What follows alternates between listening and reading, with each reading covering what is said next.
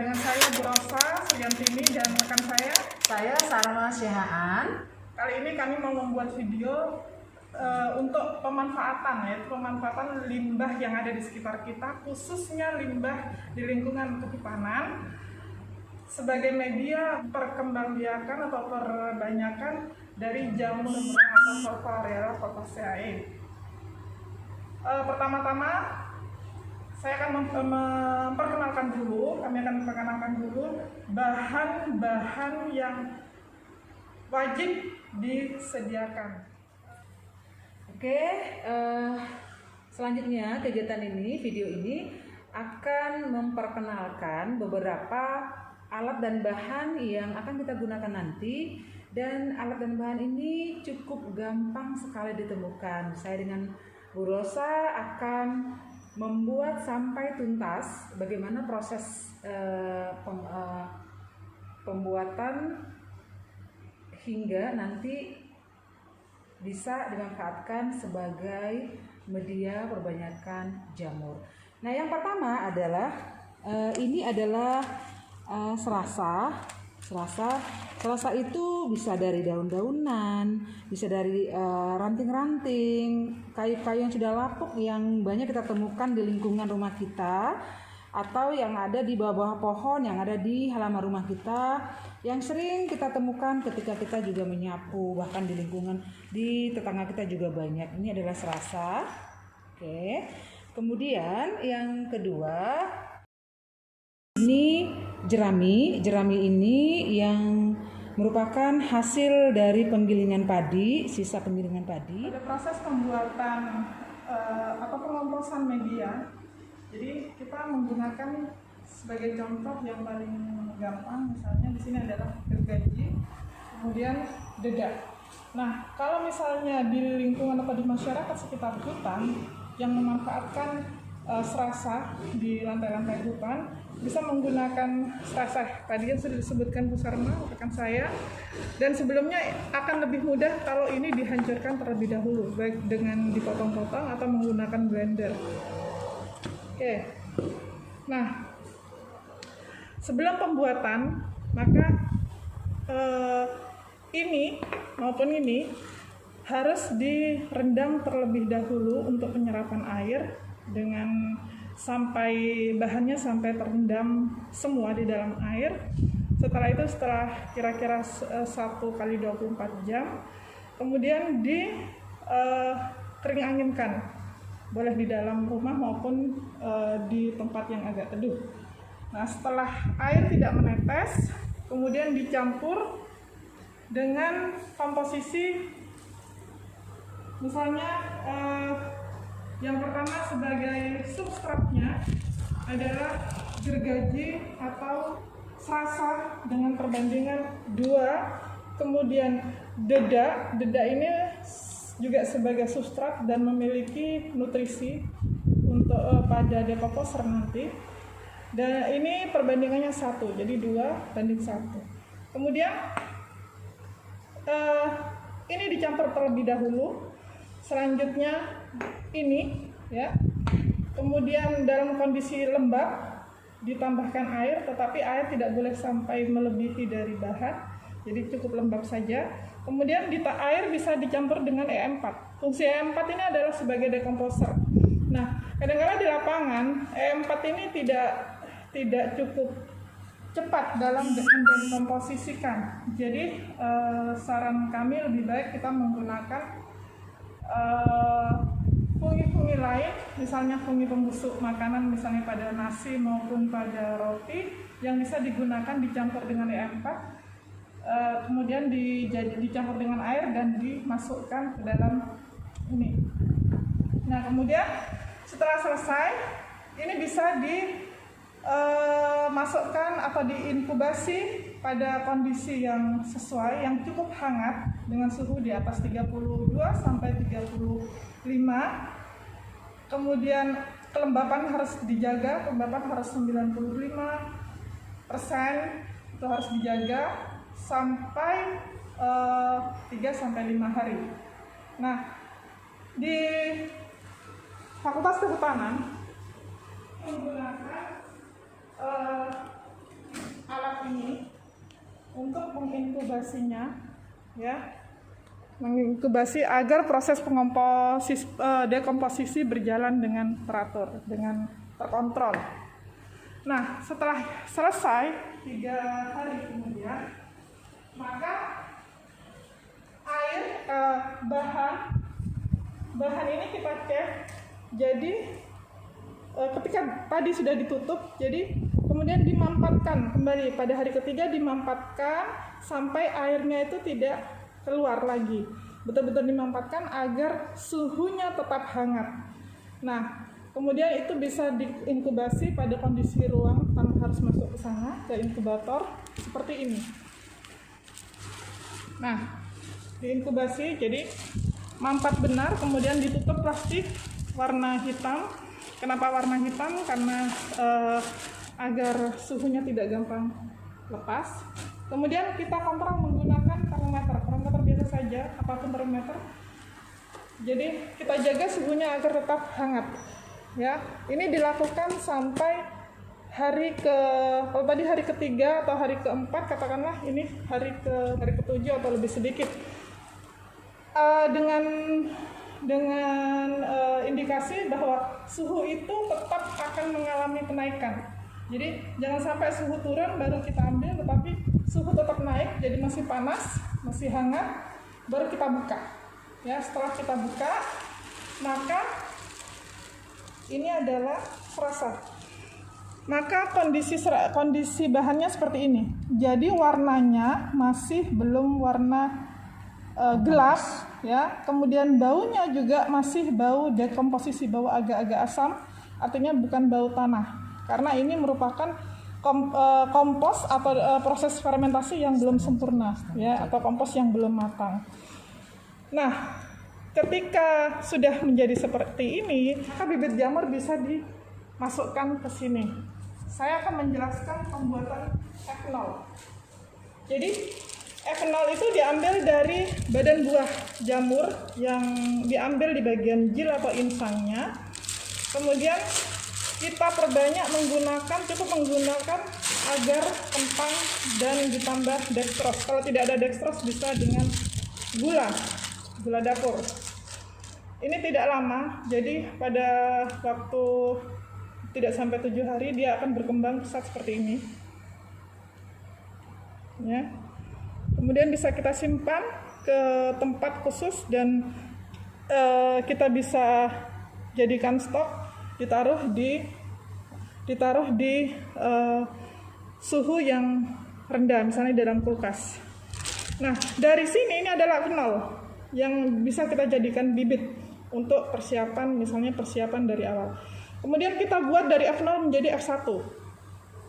Nah, ini langsung kita isolasi sedikit, mungkin kita ambil beberapa potong saja, kita potong beberapa 5 atau 60 pada media jerami.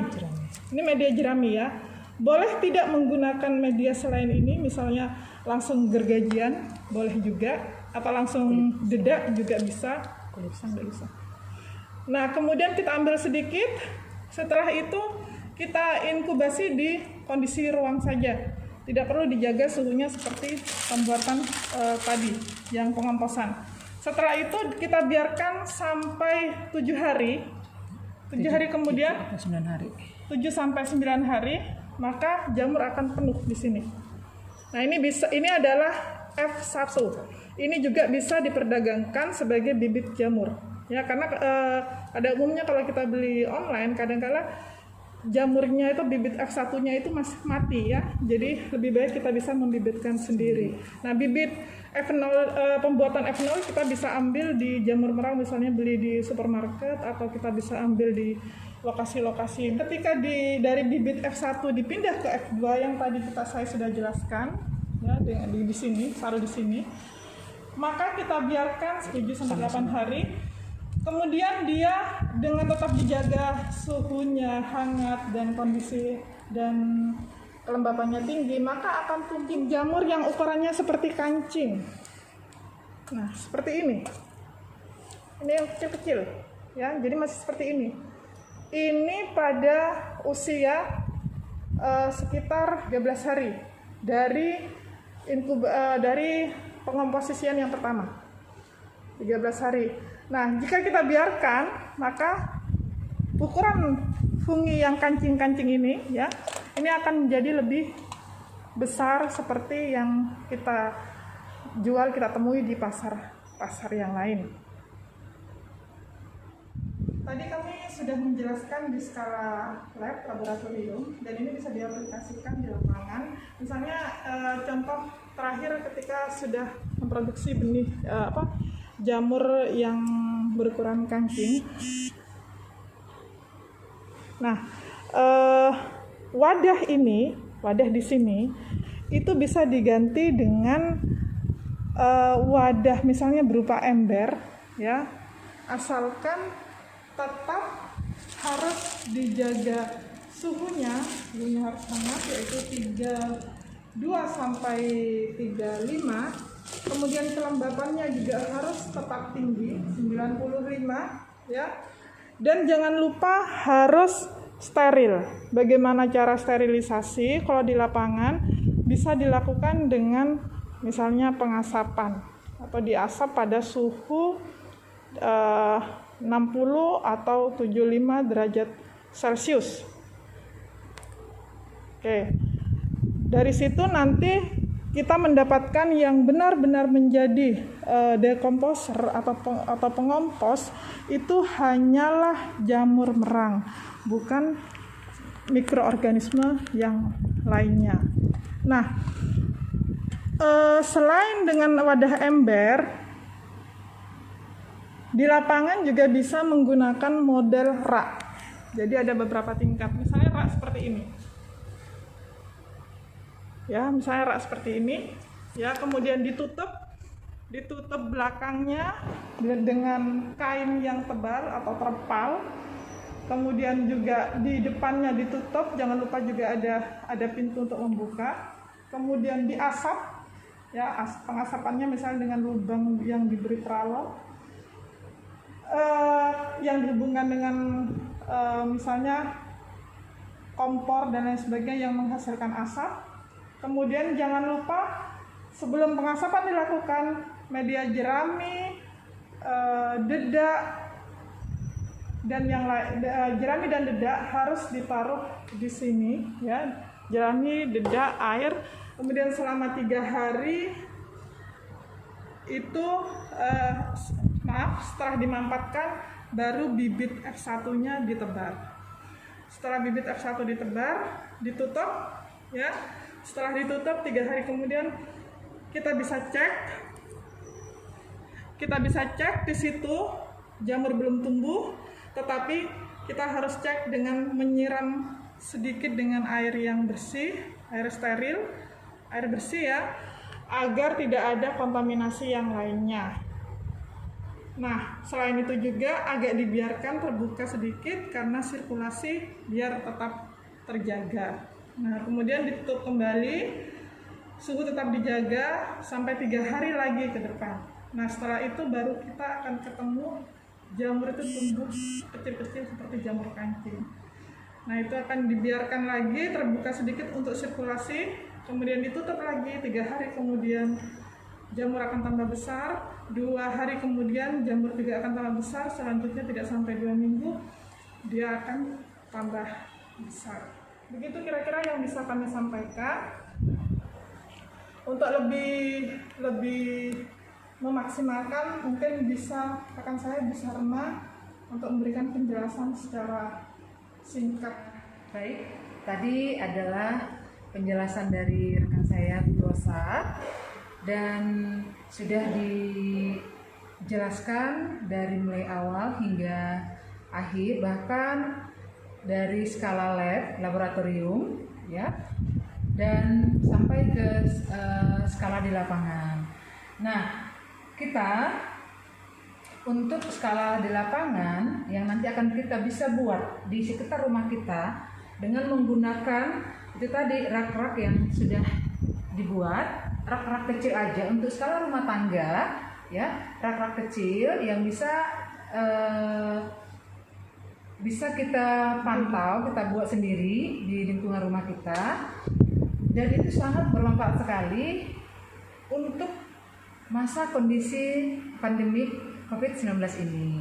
Ya, kita tahu mungkin banyak saudara-saudara kami yang dulunya bekerja di perusahaan, mungkin bekerja di tempat yang lain, wira swasta, dan karena ada kondisi seperti ini, kami dari tim PKM Fakultas Kehutanan UNTA memberikan solusi untuk berbagi ilmu kepada teman-teman untuk bisa memanfaatkan apa saja yang ada di sekitar lingkungan tempat tinggal kita. Salah satunya adalah tadi budidaya jamur. Kita tahu bahwa jamur itu sangat digemari oleh masyarakat, ya. Selain itu juga jamur dalam budidayanya tidak begitu susah, tidak begitu sulit seperti yang sudah kami jelaskan tadi. Nah, pada intinya ya pengaplikasian dari laboratorium ke lingkungan sekitar rumah kita itu tidak sulit. Yang penting kita menjaga kondisi saja, terutama tadi alat dan bahan itu ya. Di sini tadi ya, ini ada ember, ini ember. Ya, ini ember. Ini adalah sangat sederhana dan ini sering kita pakai untuk nyuci di rumah dan itu bisa kita manfaatkan ya. Kemudian yang berikutnya adalah ini. Nah, ada juga yang sering kita temui juga di sekitar rumah kita itu adalah ada kulit pisang. Kulit pisang boleh, kulit pisang juga boleh dibuat sebagai media perbanyakan jamur. Nah, teman-teman, harapan kami dari tim PKM Fakultas Kehutanan Universitas Tanjung Pura Pontianak, dengan adanya video yang kami buat ini, kami berharap teman-teman kami bisa berbuat sendiri di rumah, bisa melakukan sendiri di rumah, dan harapan kami bisa menambah pendapatan keluarga. Dan yang pasti kita juga bisa menjaga lingkungan supaya tetap kondisinya baik dan bisa memanfaatkan limbah yang ada di sekitar kita.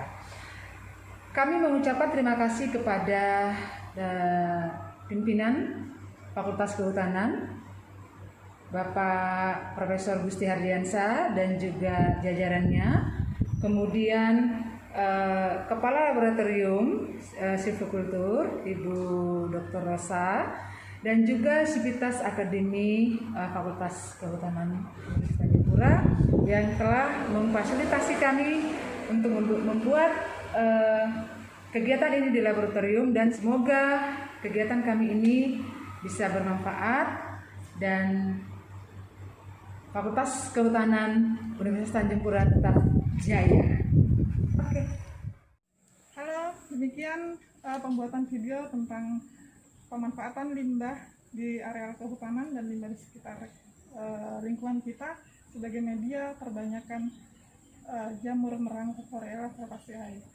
Saya Ibu Rosa Suryantini Dan saya Ibu Sarma Syahaan mengucapkan terima kasih atas partisipasi dan perhatian melihat termasuk memanfaatkan video kami.